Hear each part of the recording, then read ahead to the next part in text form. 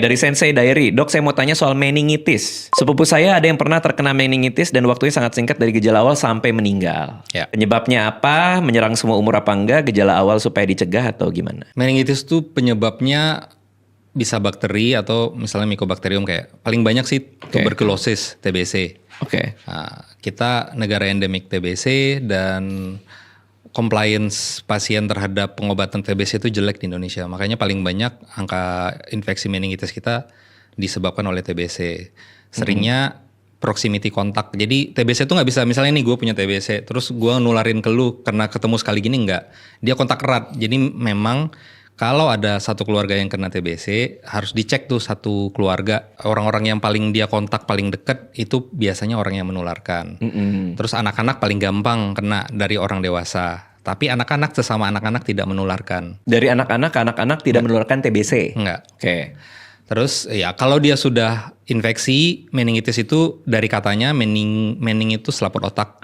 Jadi itis itu radang. Jadi radang di selaput otak yang disebabkan oleh infeksi. Bisa disebabkan infeksinya si kuman-kuman itu. Jadi penyebabnya bisa banyak, bisa virus, bisa bakteri, bisa kuman TBC. Oke. Nah, TBC ini paling prevalen soal meningitis di Indonesia. Paling lazim ini. Iya, paling lazim kita temukan sekarang TBC. Oke. Karena TBC itu kan ada yang laten, ada yang enggak kan. Dan orang bisa punya kuman TBC lama di tubuhnya tanpa gejala. Iya. Sehingga nanti suatu hari ketika imun turun atau apa dia menyerang. Iya.